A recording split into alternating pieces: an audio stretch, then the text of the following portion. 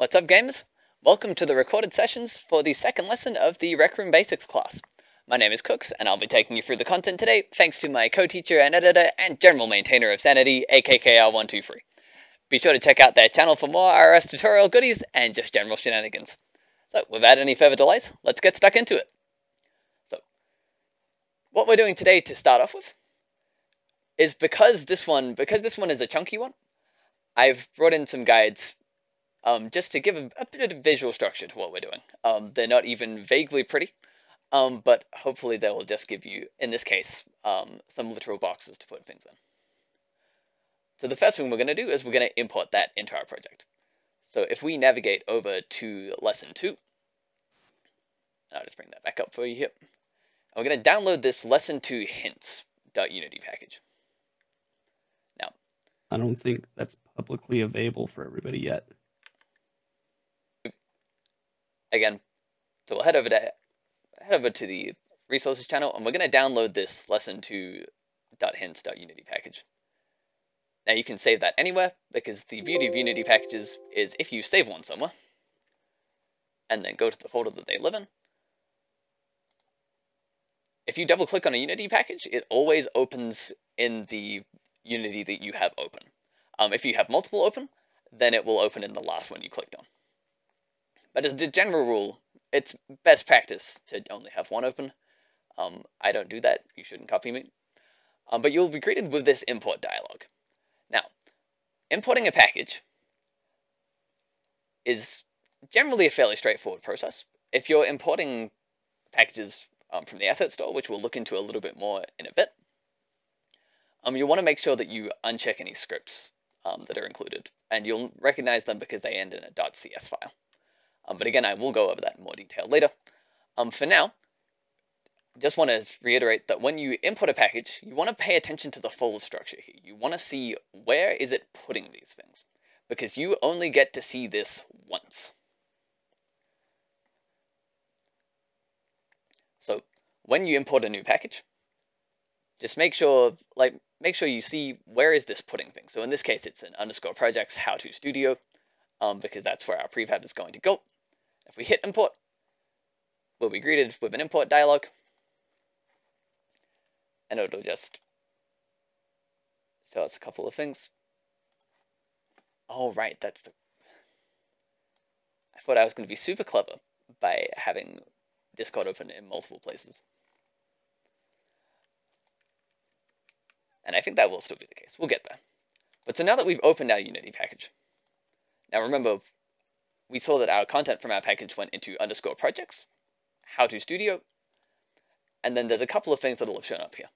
We're going to go into that prefabs folder, and we're just going to drag the lesson 2 hint prefab out of our project panel, down the bottom here, and into our scene. Now you'll see that it'll disappear behind the wall, but I made this prefab to be brought in at position 0, 0, 0. So we'll just go up to the transform panel here, and we'll set our position to 0, 0, 0. Now, this is going to be in a position where it's covering up one of your beautiful walls, so feel free to reposition it as you see fit, but you do want it to be sitting at a 90-degree, you do want it to be sitting parallel to at least one wall, because we want to be able to move things around in it without having to get super crazy with our transforms. So we have this in here, and just to come back here, Discord, that import dialog is important. So I'll close. What was it that you were having trouble with? So I downloaded the package 2 file, and when I click on it, it brings up a window opening it in Unity Hub, or trying to find it once more here. But I wasn't quite following if I should open it there or not. Okay, so thank you for bringing that up, actually, because my setup, not everyone's setup will do that, but it is something that happens. If you do get that option, it will ask you to either open it up with Unity Hub or a specific version. Do you have the option to open that with Unity.20 20.3.f1.33. No, it's currently showing 21.3.18f1. And that's also showing Unity Editor. Okay. In that case, choose the Unity Editor, because Unity Editor should open it up in a generic version. But just in case anyone else is in the same situation as Cloves, the other way that you can open a Unity package, if the double click method doesn't work, is if you go at the very top ribbon here, we're going to choose Assets, and if we go down about halfway here and select Import Package, and we're going to choose Custom Package, and if you select the package from your downloads folder that way, you'll be greeted with the exact same dialog, just in case you're also running into that problem.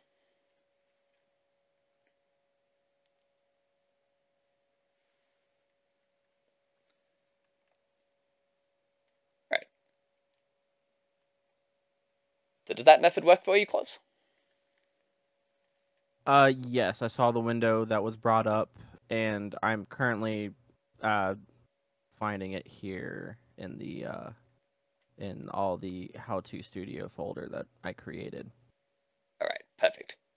So we won't necessarily stop for that every time, but in this particular case, this is going to be this is going to lay the basis for what we do going forward. So I just wanted to make sure that everyone has that up and where it needs to be.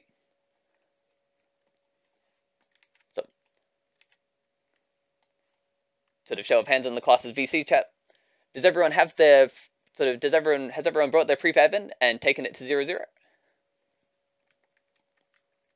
Perfect. All right. So the first thing that we'll be covering here is the things that we can do. We're going to get to this in a second.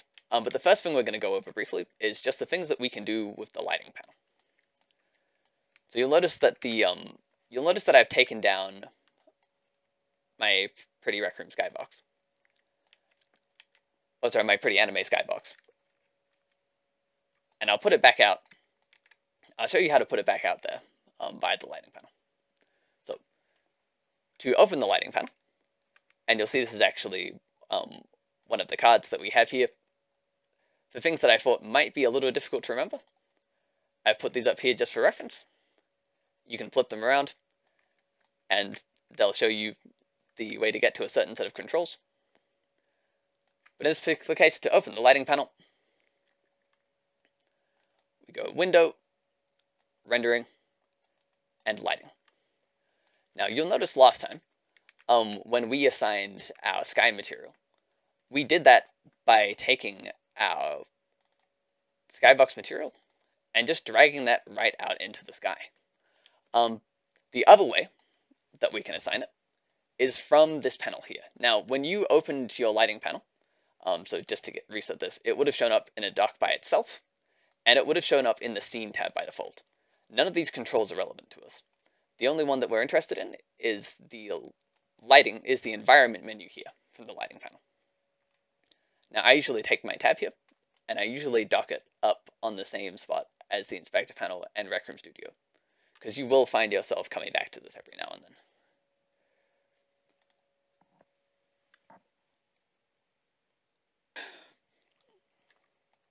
But so if we go into our environment dialog, now you'll see these. I'm going to just go over this particular type of control. You'll see these everywhere in Unity. They're a darker shaped box with a dot at the end of it. Now, a dark box with a dot at the end of it means that you can drag something in there. In this case, it's skybox material, so it's looking for a material. And so what we can do, there's two ways that you can put something into here. So the first is you can drag something right into it by clicking and dragging from the project panel all the way up to here, and you can just drop it there. And you'll see that outside our sky has changed again. The other way that you can assign something is by clicking that dot right at the end. If you click that dot at the end of the box, you will get a search dialog that will show you every type of object in your project that matches what this field can accept. And so you can, in here, you can also search for things. And if you search for sky, you'll see that Rec Room has provided us a couple of built-in ones as well. So these are always interesting ones to work with. So we can set that to like, so that we've got our sunset mood, never sunset mood. But that's the other way that we can set that. Now, from here, we're going to branch out just a little bit. It do be misery hair mood sometimes. Misery's hair is just everywhere. It's going to take over the world. We're going to live in a misery hairtocracy. Now, sun source. Now, pay close attention to this one because we're going to be jumping around just a bit here. But that's the one, Jeff. It's pretty tasty, not gonna lie. So sun source. The reason that we assign this. So you know how in Rec Room you can spawn a skydome chip and change settings on your sky. In studio rooms, we can do that. But we need a particular type of material in the sky for this to work, and we need to tell Rec Room Studio which light is our sun.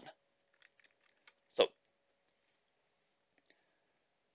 to create a material that will work with the Rec Room skybox settings. Oh, so Freckle, I haven't actually told you told us how to get rid of the anime sky yet. We'll get to that in a second.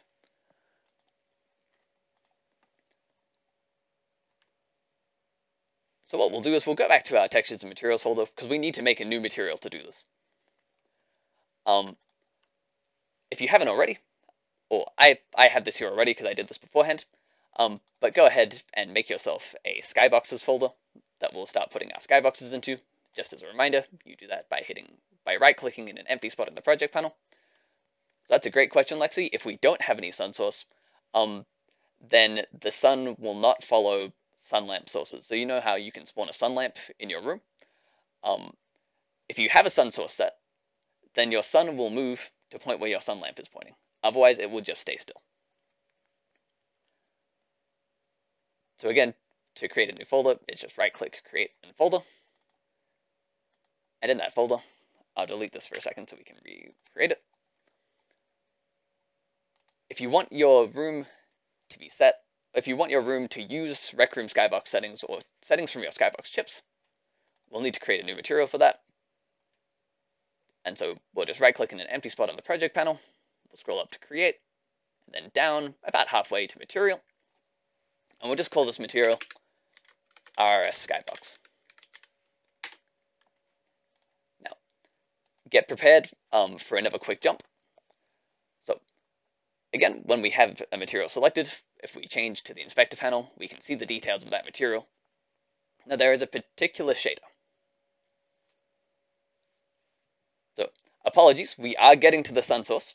This is just a round trip of everything you need to get set up if you want a Rec Room Studio room to pay attention to your sky chips, your skydome chip settings, and your sunlight source chips, or your sun, the sunlight bulbs that you can spawn. So we need to give a material the type of RRS skybox.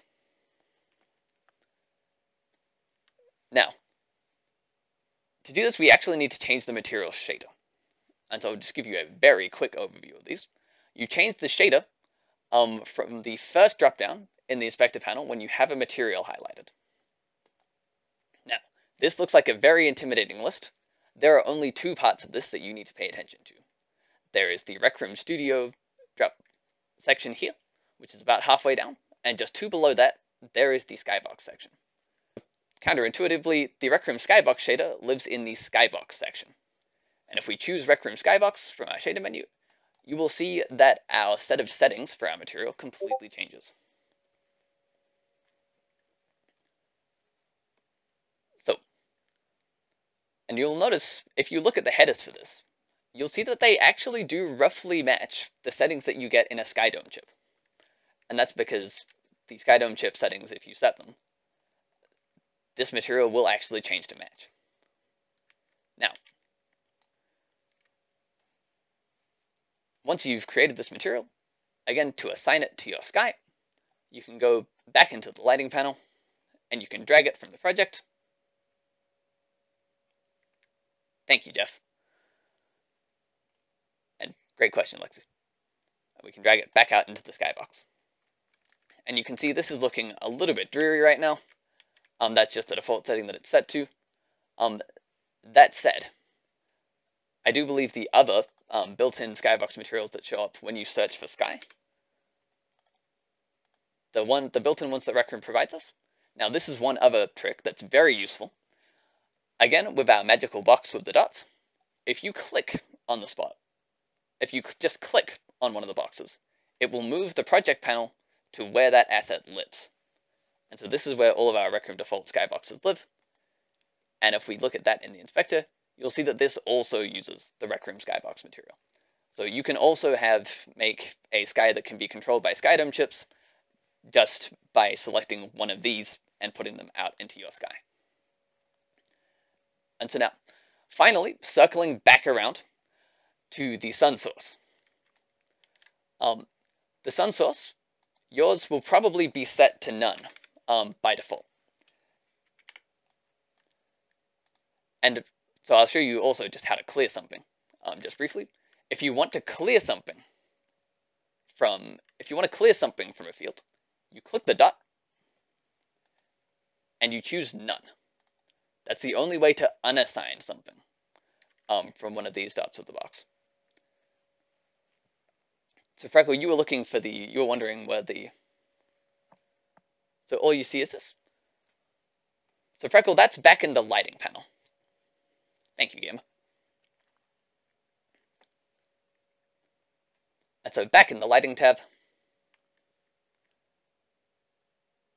you can choose that to unassign something. So your sun source will be empty by default. Now, to assign the sun source, the directional light. Every scene you create in Unity will have a directional light by default, and a directional light is a sunlight. So to assign the directional light as our sun source, we hover over in the hierarchy panel, we hold down, we click and drag across, and we drop it in the sun source. But again, you can also use the magical dot menu and select it that way. So that's where sun source comes into it. And so just to recap, if you want to be able to set your sky using the Rec Room skydome chips and the sun lamp source, you just need to make sure that your sunlight source has a directional light in it. Okay, so thank you for raising that, Freckle. There is one point when you select something from your scene, we'll usually be looking at the scene by default, but sometimes it'll be looking at assets. And if it's looking at the assets tab, it'll show nothing because there are no directional lights in the assets. But if you switch it to the scene tab, you'll see that the rest of your list shows up. So again, I'll move on from here for now, but I'm more than happy to go over this later with anyone who needs it, because this is, again, pretty dense. So just looking at the rest of the settings that we have in our environment panel. So our environment lighting source, you'll notice that most of the surfaces that we have in here are fairly heavily influenced by the skybox. The skybox determines a decent portion of our lighting, or at least it would, or at least yours in the scene. Well, mine is currently set to 0. But if we set this to 1, you'll see that we get a much brighter ambient light. We can make our scene less bright by turning down the intensity of the skybox in the environment lighting.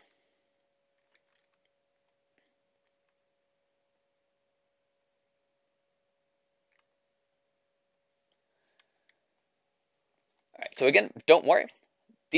I'm throwing these out here now so that you can look back at them later. You don't necessarily need to be tracking with all of this. This is just these are what these controls do, and they might be relevant to you later. So environment reflections, we can ignore. Fog. Fog does exactly what the fog chips do inside of Rec Room.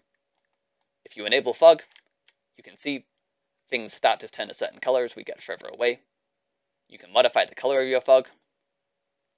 No problems. and we have, ignore the mode slider because that has to be linear, and we can set where our fog starts and where our fog ends. And that's all you really need to know from there. So if we take a look at the environment lighting panel, this card is not very helpfully named. Oh, and they kidnapped my things. But if you look at the back of this card, there are dots next to all of the bits of this that you actually need to pay any attention to. We can only do things with these 4 options. So that's what that card is there for. My card has also decided that it doesn't want to sit back the right way up, because it's being rebellious like that. Wow, I thought I raised you better than this card. But so, moving on from the environment panel, and apologies if that was confusing. Again, feel free to post any questions, any additional questions that you have in the Need Help channel, and I will go through those in a moment. But we will stop for just a moment now. Are there any quick questions that people have about the environment panel? Again, we can go over that in more detail later, because it is dense and it is confusing. Alright, Freckle. And again, if people are happy to hang out, if people are happy to stick around, at the end, I'm more than happy to go over that in more detail as required, because, again, that was a lot. So, moving on from here, we're going to go to something hopefully a little bit more approachable. Now, I will just give you a very brief overview of what's in Rec Room Studio. You don't need to know too much about this yet, but there's only 6 types of things, and they do exactly what they say on the label. So, foliage. You've seen how in some levels trees will kind of sort of wave about in the wind. That's what the foliage shader does. Bear in mind, if you're building for Quest, I would recommend not using the foliage shader, because the foliage shader doesn't support transparency on Quest. So, if in doubt, don't use this. But if you really want wavy trees for your desktop rooms, then go ahead. Lit is what this is set to by default, and it's what we will use for 90% of our things. Particles lit and particles unlit, as the name suggests, they're for particles. They do similar things to the regular lit and unlit. Speaking of which, the unlit shader is something that is completely unaffected by light. If you want to bring in a picture and you want it to look exactly how it looked in GIMP or Photoshop or anywhere else that you view the image, and i.e. it's not affected by lights, you can't cast shadows on it, it completely ignores the rest of the scene, we would use the unlit shader. And terrain is for terrain, as the name suggests.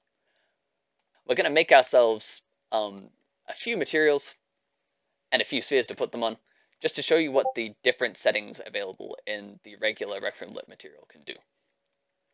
So you'll see on our shelf we have spots for shiny, dull, metal, smooth, etc. So we're going to start filling these out. So if you go back to projects and whichever folder you created for your project section, for me, I'll create a new folder here. That'll be demo materials, only because I already put some other things in my materials folder, but you can put them in your regular texture materials folder that you created last time.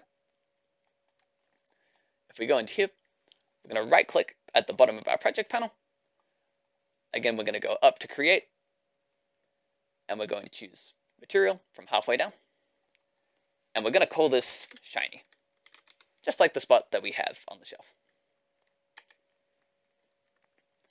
Now, it doesn't look too shiny just yet, but what we're also going to do is create a sphere to hold our material in the world.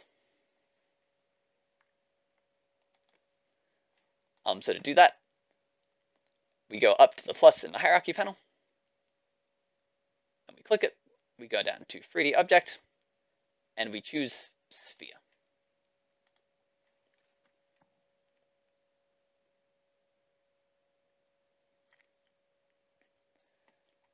Absolutely. So just to reiterate what AK said, if you have questions, please do drop them in the questions channel, and I will get to them as I can. If you just need me to sort of go through an entire topic again, that we can also do, but we'll wait until the end of the regular content to do that.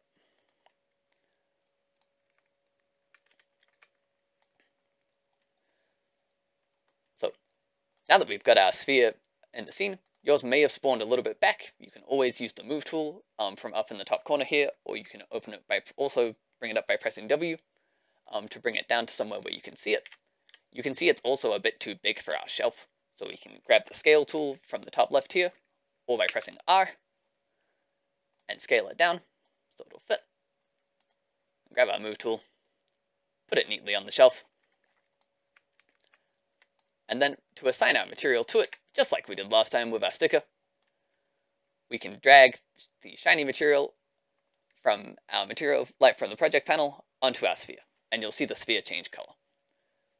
Now, on that note, just to keep our materials organized, it's always good to name your objects informatively if you can. So we'll take our sphere over here. Now, there are a couple of different ways that you can rename an object in the hierarchy panel. Well, there's primarily 3. So the first way is if you click on it and then click on it again slowly, you will get the option to rename it from the hierarchy panel. The second way is to right-click on it and choose Rename.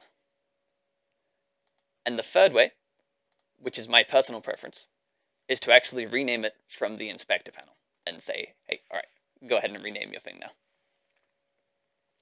Because you can choose which way works best for you. But thanks for that, AK. But so yeah, so the last way you can rename something is from the top of the Inspector panel here. But go ahead and choose whichever way works best for you. For now, I'll just double click on it, and we'll rename this Shiny Sphere. Now, you'll notice that once we start to get a few objects in our hierarchy panel,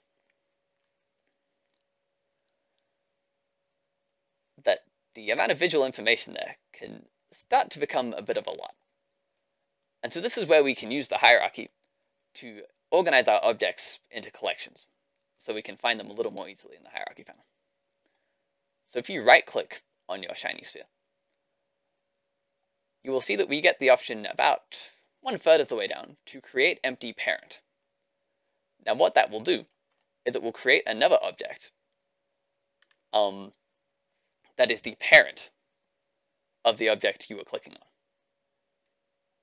Now if we go ahead and rename this one as well, and we're just going to call it sphere parent, or if we want to name it according to the collection, we can call it sort of spheres, and you'll see what that does in a moment. But for now, we've done everything to our sphere except actually make it shiny. So we're going to click on our shiny material in the project panel, and wander over to the inspector panel here where we can see the settings for it. And we are going to drag our smoothness slider all the way up, because this is what the smoothness property does. In our this is what the smoothness property does in our material, is it starts to make a material much shinier. It starts to make it reflect the world around it more. Now that you'll notice mine is slightly washed out here. That's because I set the intensity multiplier for the environment contribution to be a little high. So I'm going to reduce it down a little bit so we can see the effect that it's having a little bit better. But you'll see that we've got some quite distinct sheen on this now, and it's following our light source as we move it around. So that's what the smoothness slider does. The smoothness slider controls raw shininess. So the next thing we'll do is we click on our shiny sphere again, and we're going to create a copy of it by pressing Ctrl D. So it's a very helpful keyboard shortcut to keep in mind, Ctrl D for duplicate. Now this one we're going to make a dull material. So we can go ahead and rename this as dull sphere.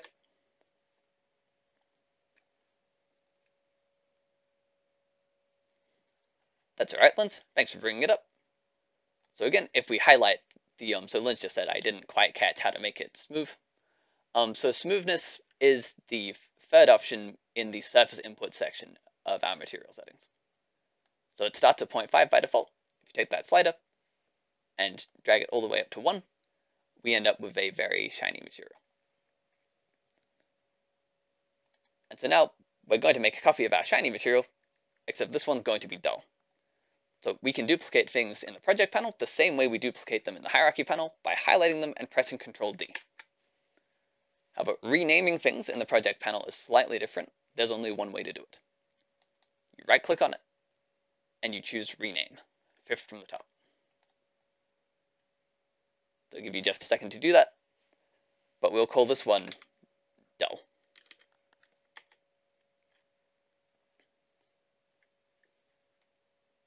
And now,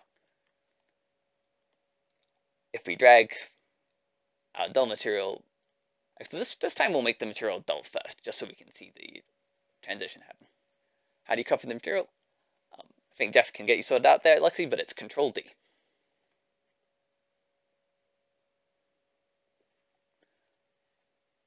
So we'll go ahead and, with our dull material highlighted in the inspector, we'll drag the smoothness slider all the way down to 0. And we'll go ahead and drag the material from our project panel up into the scene onto our sphere. And if we click on our sphere, you'll see that the dull material now shows up at the bottom of the inspector for that dull sphere. Now, this isn't showing up as clearly as I would like. So I might just quickly change my skybox back to the anime sky.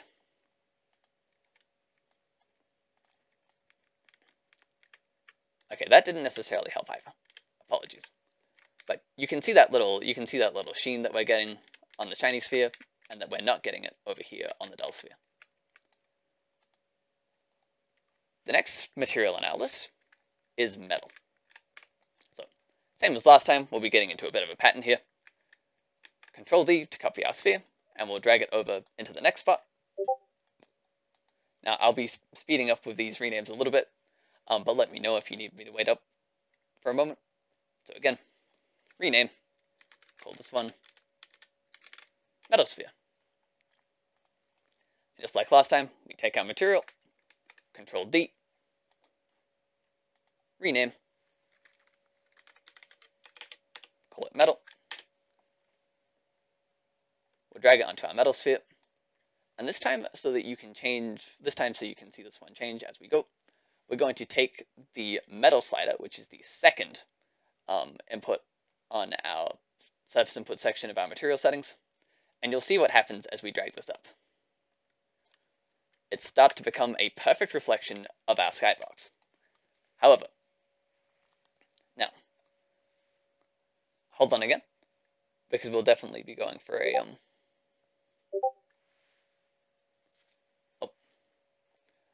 okay, so just one heads up here. AK has very helpfully volunteered to play a soundboard sound if I start going over things too quickly. So if you hear the Jeopardy soundtrack out of nowhere, that's AK telling me, hold up, slow down, you're going too quickly. Which is a reminder I definitely need sometimes.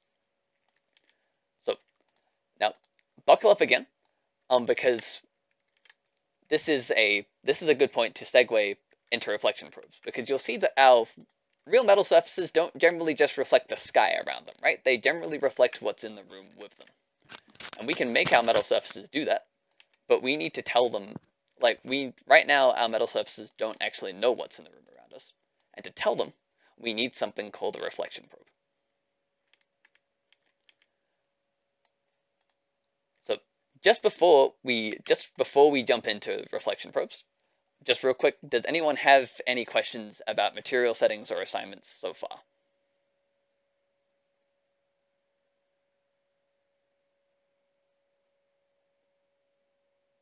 Well, no news is good news.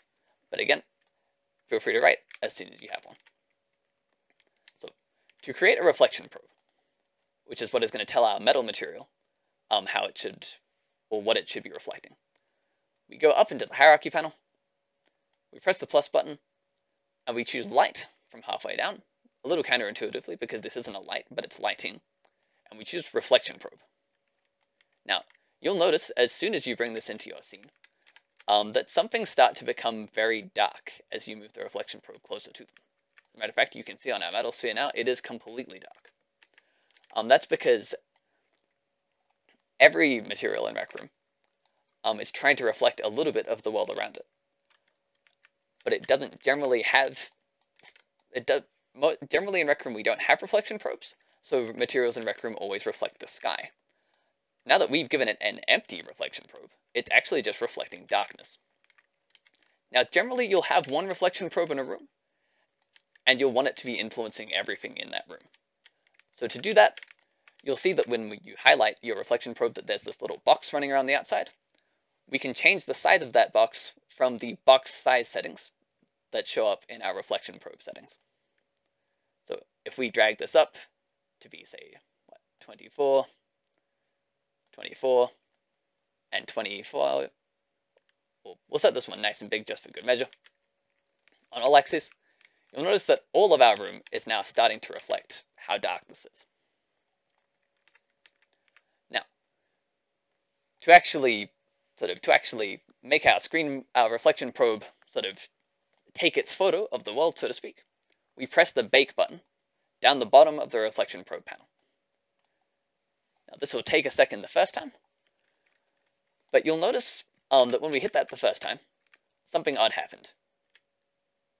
It just got the skybox and some of our duct tape, and that is all that is currently in our reflection sphere, and that is also all that currently showed up on the metal object. That's because reflection captures only capture things that they know aren't going to move. And so if we want more things to show up, we have to tell Studio that they aren't going to move. The way we do that is by marking them as static. And so the mark static box is a box that's at the very top of the inspector panel that shows up for any game object that you have highlighted, and it's just this little box right up the end of the name. It's a very small box, but it does a very important thing. It tells Studio that that object will not move. Now this is important because if an object won't move, Studio will say, oh, okay, I'll include this in the nav mesh so AI can walk on it. Okay, I'll merge this to other objects that won't move to save performance. Okay, I'll go ahead and include these in reflection captures. Now, the most important thing we want right now is just our room walls. So if we go ahead and click on our room walls, and I'll get you to hold Shift and click on the ceiling, the other walls, and the floor, all one by one. And from the top left here, we're just going to choose from our static dropdown, or we'll just check the static box. Now it'll ask us if we want to change children. We will say yes. Now if we turn back around and click on our reflection probe object, and we tell it to bake again, you'll see, bam, it is now reflecting our room as it is seen here, and so is our metal sphere. Now, you may well find that you want multiple reflection probes and you don't want to bake them all one by one. Not a problem.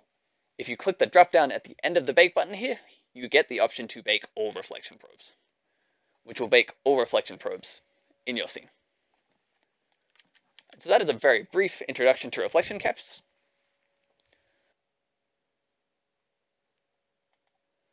Alright, so Vizir, you were saying, oh, can you show the metal material in the inspector? So yes, the metal material in the inspector, you'll see it's a copy of our shiny material, but it has the metallic turned all the way up. And if you grab that metallic slider and play with it a bit, you'll see that it sort of starts to reflect more and less of the environment around it. So a shiny material will still be shiny, but you can't see the reflection in it. But as you turn up the metallic map, it starts to become very reflective.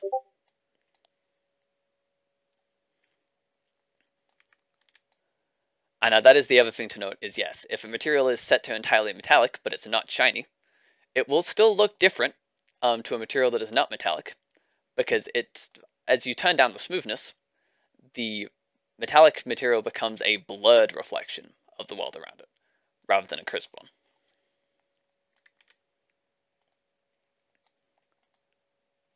And so that's that one right there.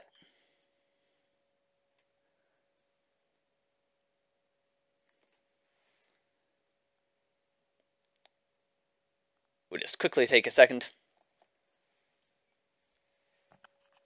Just going to pour myself a warmer drink real quick.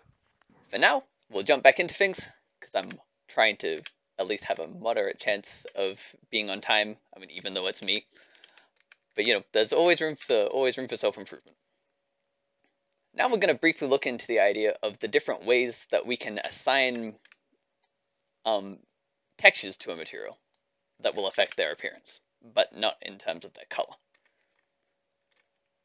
So if we, just like we did before, jumping back in, we'll clone our metal sphere with Control-D, and we're going to put it into this smooth text spot.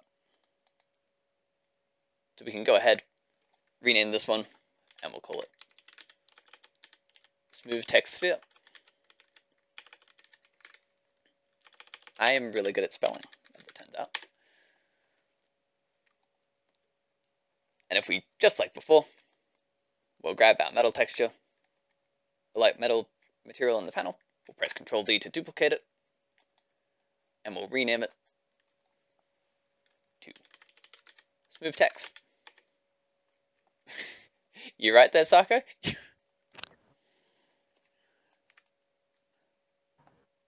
I'm going to assume yes, unless I hear otherwise. Alright. And so on our smooth texture material, you'll notice that just like when we assigned the texture to our sticker by putting an image into the base map, by dragging it into this little rectangle here, we actually have several other rectangles that we can put textures into, and these will control different aspects of our material using a texture. So what we're going to do right now is we're going to use an image to define what parts of our material should be shiny and what parts of them shouldn't be. So to do that, I'll get you to navigate over to the Lesson Resources Lesson 2 post, and I'll get you to download the Rec Room. I'll pull this over here so you can see it. I'll get you to download the Rec Room object, the Rec Room logo on the dark background. And so again, just to recap, to save that straight into our project, we can right-click in an empty spot on the project panel and choose Show and Explore. We can click on the empty space here and copy our path, and then in Discord or in a browser, we can go Save Image As,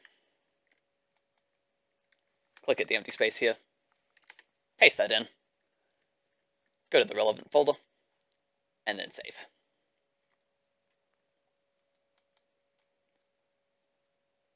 And so now that we have this in here, if we look at our smooth texture, and we have this highlighted in the inspector panel, and just like last time when we did this on the sticker, we need a bit of dexterity here because we need to drag the texture onto the spot in one fell swoop. And so we're going to be dropping it into the rectangle next to the metallic map header. So if we click and drag our texture over here to metallic map and let go, and then we'll go ahead and just drag our material from the project panel onto the smoothness texture sphere, you'll notice that we have a distinctly Rec Room logo shaped section of our material, or of our sphere, that is reflecting the world, and the rest of it isn't. So we have just put a texture that tells what parts of the texture should be metallic and what parts shouldn't. Now, one thing that we haven't looked at yet is tiling, and this is very helpful. If we go into surface inputs and down to the second last row where tiling lives, and we're going to set this to these controls. Pretty much, if you set higher values in here, your texture will repeat across the surface of your material. So we can get something that looks a little bit like the Rec Room Gucci skin. I'm going to set this to a reasonably high value, like 9, in both boxes. However, you'll notice that this looks a little bit skewed. You don't have to put the same value in here for both things. So I'm going to dial down that tiling on the y-axis so that we have ourselves something that looks a little more evenly distributed, if not entirely.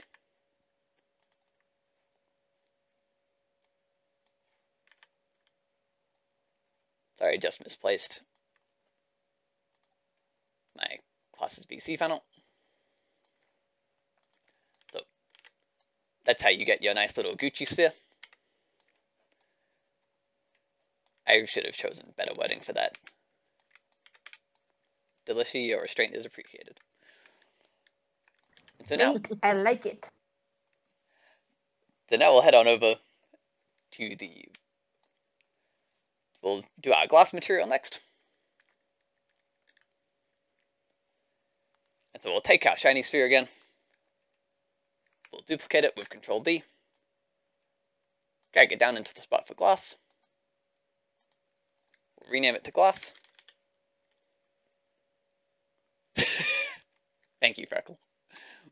Got you. Let's go. And this time I'll duplicate the dull material. Rename that one too. And we'll call it glass. Go ahead and drag that onto our glass sphere. And now, the way that we actually make a material transparent is first, just like we did for our sticker, we need to change the surface type, which is our second drop down in the material settings, from opaque to transparent. This will let us make the material actually see-through. But that just gives us the capability to make it see-through. Where we actually make it see-through is by clicking on our little color swatch here. Now, anywhere that you see a swatch of color and an eyedropper is somewhere that you can specify a color in Studio. So if you click on it, you will get this nice little color wheel that we can use to set not only the regular color for our sphere. And so I'll go ahead and let you pick a color for your glass. I'll probably make mine mostly blue.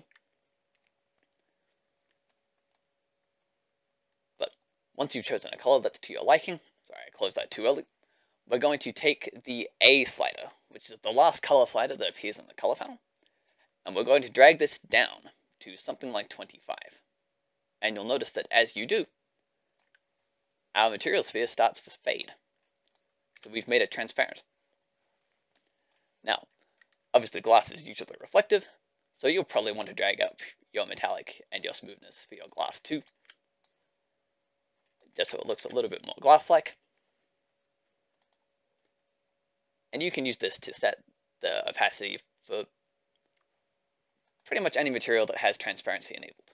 So again, you set the opacity using the A slider, and that's A for alpha, in the color selection panel. So I'll play with that a little bit, try and make it. It's always, colors are such an easy thing to get stuck up on. I'm not going to pretend that I'm any kind of designer here. You can see from my, less than beautiful shelf, it's strictly functional at this stage. But that's how you make a see-through material. Now the next thing we're going to do, and we will actually do this with the glass, just to keep things interesting, is we're going to make a material that's a little bit bumpy. So again, same as last time. Grab the glass sphere. We'll rename it bumpy. We'll take our material. We'll duplicate it. We'll rename it bumpy. Now, we're going to download another image from the resources section. And this one's going to look a little bit funny. So we pull up our lesson 2 resource post. And we're going to choose, and we have to scroll up a little bit to get to this, we're going to choose this weird purple texture. Now what this weird purple texture is what we call a normal map. And without getting into too much detail, you can see that in these pinks, there is some distinct sort of texture appearing there. Now if we go ahead and we'll save that image as, if you pasted the path in last time, you should be able to just paste that in again. We'll save that into our project. So up over here. Now if we click back on our bumpy material in our project panel, and we're going to drag this strange pink texture into the normal map slot on our material. So that one is in the surface inputs, third from the top. So again, in one fell swoop, we're going to drag it across until that normal map square highlights, and we're going to let go. Now, we haven't actually dragged that. You can see the preview has changed immediately, but we'll go ahead and drag that onto our sphere now. And you'll notice that something quite interesting has happened to our sphere, right? It's looking quite cloudy. It's looking like it's sort of got some texture to its surface. You can do some really cool stuff with normal maps and transparency. Like, it looks like we've got ourselves a little like aquasphere now, right? But again, it doesn't have to be transparent. If we go ahead and dial our alpha slider back up for a second, maybe dial our smoothness down a little bit, you can see that this ends up like that. This is just a regular surface that now looks like it has bumps on it. And so there's all sorts of neat effects that you can create using normal maps. The only thing to bear in mind is that as fantastic as normal maps are, and as cool as they make things look, Quest cannot see them. So if you're planning to mainly target your room to Quest players, which, you know, they are a big chunk of the player base, just bear in mind they will not be able to see the effects of normal maps. Now, shadow we'll just go over briefly because we have a couple more parameters. So if we copy out, it's not helping me today. Duplicate our bumpy sphere. So we're nearly done with materials now. Duplicate our bumpy sphere, and we're going to call this one, rename shadow.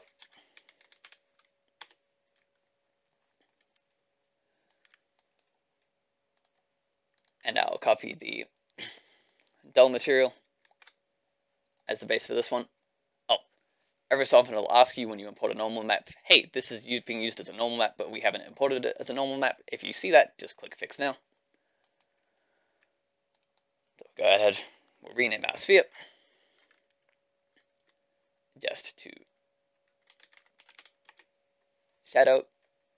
Now, shadow isn't necessarily the most accurate way of representing what this is, but it's the catchiest one. So we'll go ahead and we'll drag our shadow material onto the shadow sphere. And then for this one, we are going to take our same Rec Room logo, and we're going to drag it this time into the Occlusion map spot, which is the last input in the surface inputs. And when we do that,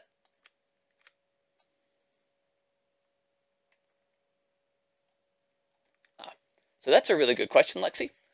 PNG is generally the best because it's lossless and it's small, but Unity accepts a whole bunch of image formats. So it'll accept JPEGs, it'll accept BMPs, it'll actually accept like complete Photoshop files. You can use just about any format. I just use PNGs because they're some of the easiest ones to work with.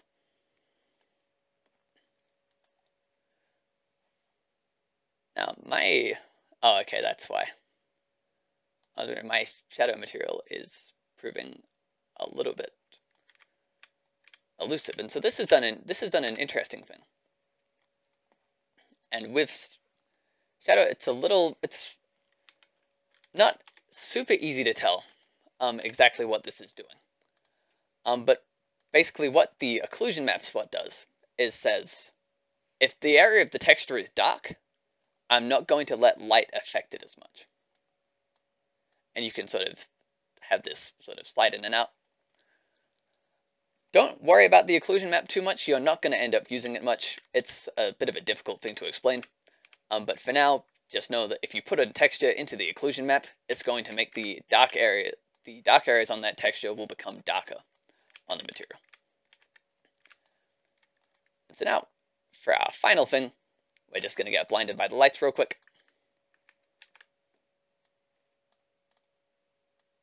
Same as we've done all the other times. We'll clone our sphere, we'll rename it, and we'll call this one glowing. We'll take our dull material again, we'll duplicate it, we'll hit rename, and we'll call it glowing.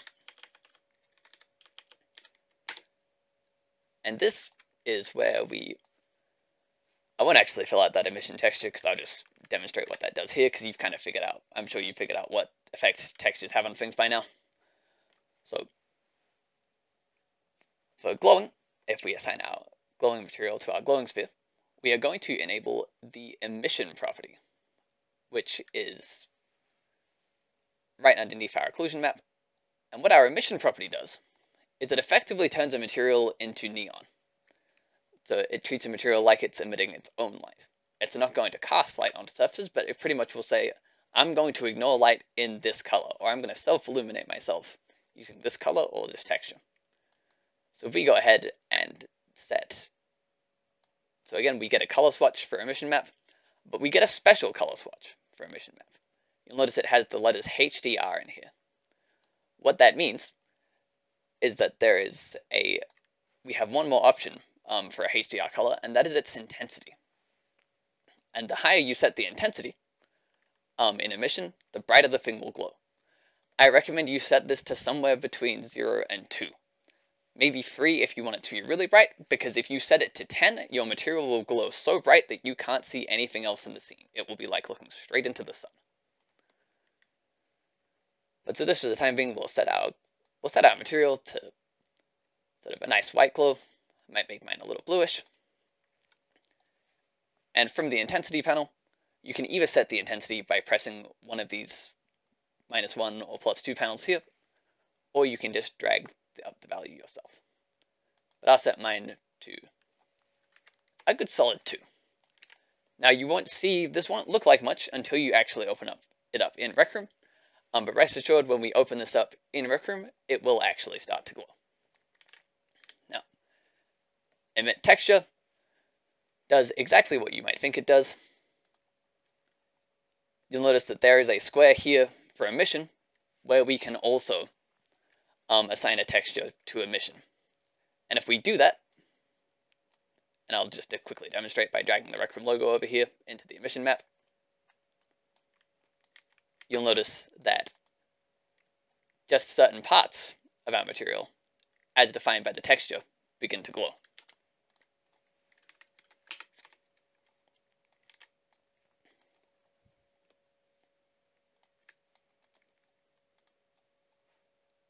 That's right, Missouri. The glow does show better if you get a color, if you give it color. Just to clarify, it will still glow in the scene regardless of whether you give it color or not. But definitely, like when you're in the editor, you'll definitely notice that like when you've assigned something an emission texture, just certain parts of that texture will start to glow. So there's a lot you can do there. So thanks for sticking with us this far. As you can see, there's quite a few different things that you can do with the base Rec Room lit material. Now I've covered all of them as best I can, but if you have any more questions about what we do with materials, feel absolutely free to ask them. And now that we've gone over all of them, we'll just take a quick question breakdown. Does anyone have any questions about materials? So now that you've seen everything that we can do with materials, and you've seen that we can get built-in Rec Room props or built-in Rec Room models into our project, I'm going to quickly run you through the ways to get models that aren't Rec Room models into your project. So one of the most popular ways to, or the often not necessarily the easiest way, but one way that you'll find very useful, is to grab assets from the asset store and bring them into your Rec Room Studio project. So to that end,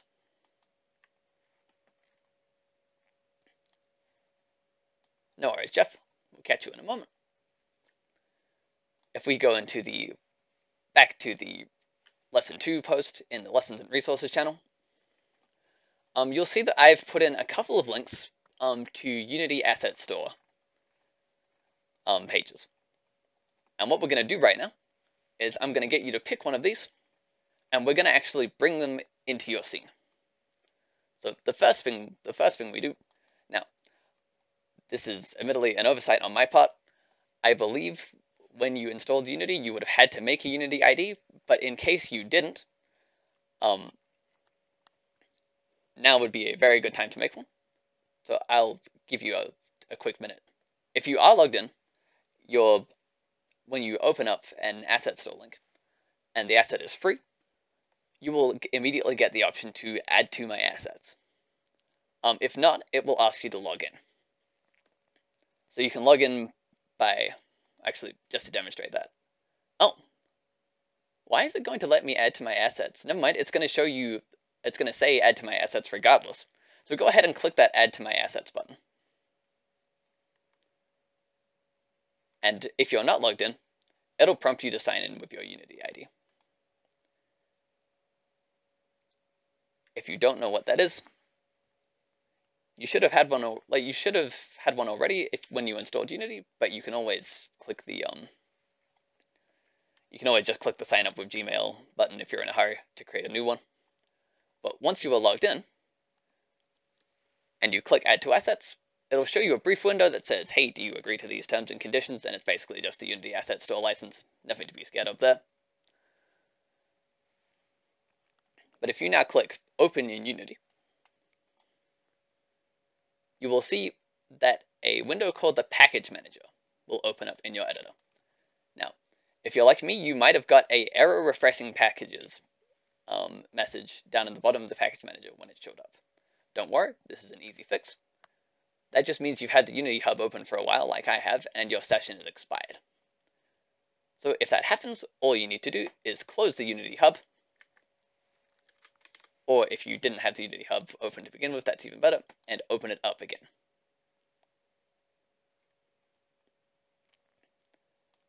There we go. And after you do that, if you hit refresh,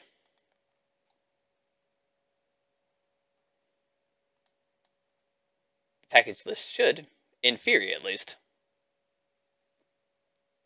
there we go, start to show off again. So again, if you ran into that error, that's how you fix it. And so now if we click open in Unity, it's going to show the package manager page for the asset that we just added to our collection. Now the first thing it'll prompt you to do is download. It'll really pick this one because it's very small. It should download for you in a couple of seconds, even on a connection like mine. And then once that's available to us, once we've hit download, we will then get the option to import. And when we hit import, you'll see a very familiar looking dialog message. Because it looks exactly like the thing that showed up when we imported a Unity package, because that's exactly what the package manager does under the hood, is install Unity packages for you. So again, when you import a package, it's always a good idea to flick through the manifest just to see what you're getting. And again, probably most importantly, check this top level folder to see where it's going to put things. So this, for example, this one is going to put things in the food pack demo folder. So I'll go ahead and click import on that. It's a lot of small FBXs, so it'll take a hot second to process. Now, let me know if you picked a different asset to this, or to the one I picked. Let me know if you run into any issues. This process should be the same, but every asset can be a little bit different. So don't worry about that one, Lexi. Again, if you get errors showing up in your console, unless they're red, they're fine. A lot of the time, even if they are red, they're fine. Again, if you've got errors showing up in your console, you can always press clear to reduce it down to just the relevant errors. So now that we've imported our package, nicely done. So if we go into the package that you imported will have created a folder at the root level of your assets folder. So again, you can get to that just by clicking on the assets bar on the left-hand side of the project panel. Now this is why we needed to pay attention to where this one went. So in my case, it went into the food pack demo folder. And you'll see now, this is why we created the _projects folder, is because as we input more packages, it's going to put more folders here. And they start to build up pretty quickly. So we're going to drop into the food pack folder, or the name of your asset, whichever one it was. Now, you'll see before that I got you to create folders for materials, prefabs, etc. I did that so that it would match. Nick, can everyone make sure that they save their projects if you haven't been saving? This would be a great time to go ahead and save. Oh, thank you for that reminder, AK. So yes, your room will always save when you upload, and it's odd because Unity saves some things in the background. Your materials save in the background. Your prefabs save in the background. Most of the things in your scene save in the background, but your scene itself does not, and your scene is often where most of your work goes. So make sure you're saving regularly. You can just do that by clicking File Save, or just regular Control-S. So inside the folder structure of the package you've downloaded, there will most likely be a folder called Prefabs. Now when we want to put things from the asset store into our scene, this is generally where we go to first, because these are the things that are pre-assembled and ready to go into the scene. And in our case, we are incredibly lucky, and they have actually come through with their materials already ready to go. It's great that this happens. However, I do need to stress that it doesn't always happen. So in this case, this is great. Everything that the materials for this scene already came in perfectly intact, which is wonderful. However, just to demonstrate that this is not always the case, I will go ahead and grab and feel free to follow along for this demonstration if you want to, by grabbing the Desert Kit sample. So I'm going to go ahead and grab that one too. I was pretty sure I already added this, but apparently I didn't. So I choose that Open Unity button again. It'll take me back to the package manager. I'm going to download this one. Now, bear with me that we're going over this process again, but there's a very important thing that I need to show you here. Okay, so the kitchen kit doesn't have prefab schema? Okay, in that case, if it doesn't have prefabs, that means it's just modeled. So you should find some .fbx files in there that you can drag straight in.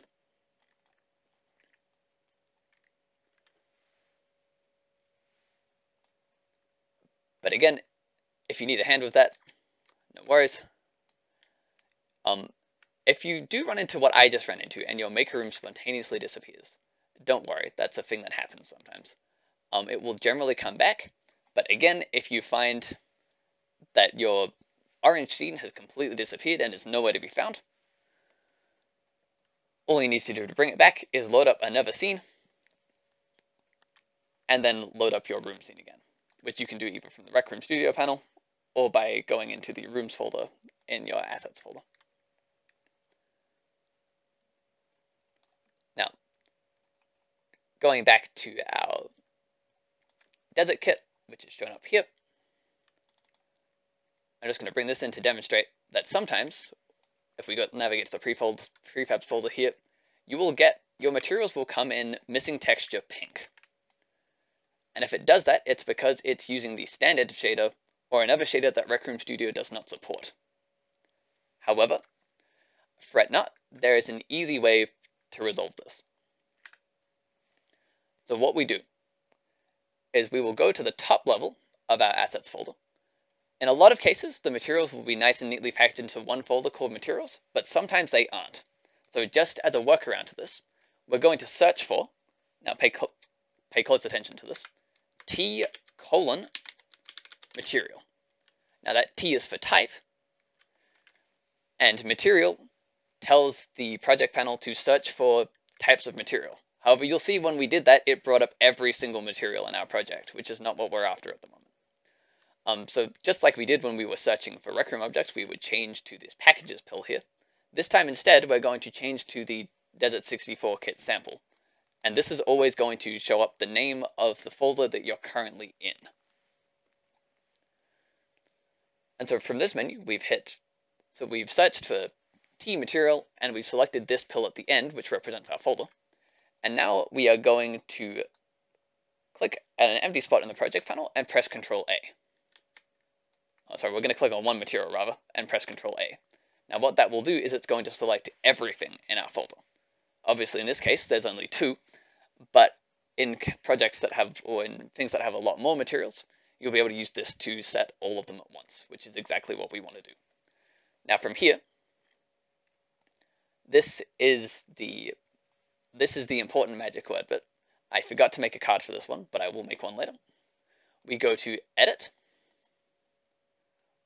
And from this intimidating list, we go all the way down to Render Pipeline, third from the bottom. We go to Universal Render Pipeline from here, and we choose Upgrade Selected Materials to Universal RP Materials. Now, that is a mouthful.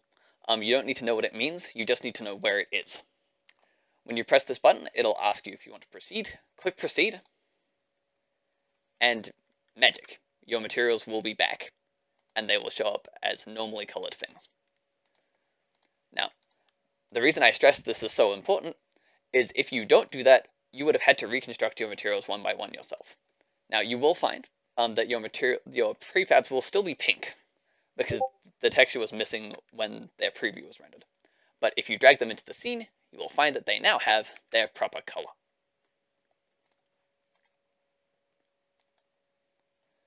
So now that we've gone through that, does anyone have any questions about the process of importing assets from the store?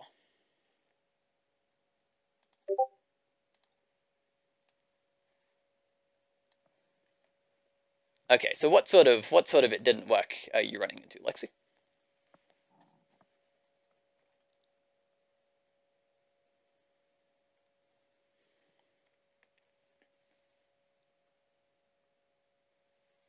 The ones in kitchen is really small. Alright, gamers, so just to demonstrate, or just for the sake of demonstration, I'll pull up the kitchen one as well, just to see if I can. Admittedly, you caught me on a blind spot there. The kitchen is the only one of these that I didn't test beforehand. So a couple of steps in the kitchen didn't fix it all. So the kitchen might be a problematic one. If you do continue to run into problems with the kitchen one, go ahead and download the desert one instead, because I know that one works. Like Freckle said, we're at the 5-minute mark, and we are pretty much at the end of our content for the day. I will just quickly run over how to import, or how to bring in the other different types of light into your scene. So actually, okay, this might actually give us a... You can run into so many different bits of trouble when you try and import different asset store things. So I will just take a look at this very briefly. So that's interesting that half of these. So use the okay, all right. So in this case, we've brought in an asset that's way too old, which sounds strange, but it's the problem that we've run into. It's strange that some of these auto converted and some of them didn't. But in this particular case, what you'll want to do is you'll want to follow that same set of steps. You're going to want to select all of your pink materials. But what you are first going to do is you are first going to change their shader type to standard. Now you'll notice when you do that, they still stay pink. But now that you've changed them to standard, if we then again do our magic thing, render pipeline, universal render pipeline, upgrade selected materials to universal RP materials, and click proceed, you will see now that they come in with the correct color. And it turns out, it's so interesting that they just left these as FBXs and not as a prefab. It's so tiny, look at that. All right. But you should find if you go through that extra step of converting them to standard first, that they now show up correctly as they should. As it happens, we are very nearly at time, so I will just very quickly run you through how we bring in the other different types of lights into the scene. We do this just from the top left here. Like we've added the other things, we go to the plus menu, and we choose light, and you'll see we have a couple of different options here. So obviously there's our directional light, which is our sunlight. That one's already in the scene. I showed you how to add a point light before. There's already one in the scene. And you'll notice that if these sound familiar, it's because they're the exact same type of lights that you can add within Rec Room itself. So there shouldn't be any surprises there. They act pretty much exactly the same way. So a spotlight will have options for range and color, and intensity, just like Make Pen lights do.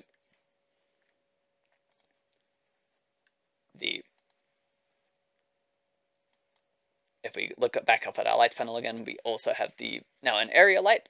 That won't help us because area lights only work with baked lighting, and we don't have baked lighting. Reflection probes, you saw what they are already. And a light probe group is also something that Studio doesn't support. So really the only lights we have are spotlight, point light, and directional light. And just to recap, directional light is the sun, point light is a light that's in a certain spot, and a spotlight is, well, a spotlight. So your homework for this lesson is simply to, and this will be an interesting one. I want you to, out of the respective bits of props that you have, that you've imported from the asset store, I want you to arrange them into a doorway that's going to replace one of your walls. So I want you to make a doorway, or like an archway. Now this is going to get a little bit chaotic. But in this, I'm so confused. What you mean? I'm sorry, I don't know. Oh, you're fine. You mean just stack a bunch of random stuff to make the shape of a door? Yep, just stack a bunch of random stuff to make the shape of a door. So if you've got yourself some pillars, just look at that, it's already done. Like Alright everyone, that brings us to the end of the main session content. Thank you very much for sticking with us through this whole thing. That brings us to the end of this video. Thank you very much for watching. Kudos if you watched all the way through, and if you didn't, thanks all the same. This would not have happened without the encouragement of Freckleberry and the wonderful community over at the Berry Patch Discord. If you're interested in taking one of these classes in the future, or just down to meet a great group of people, you should totally join up. Link is in the description.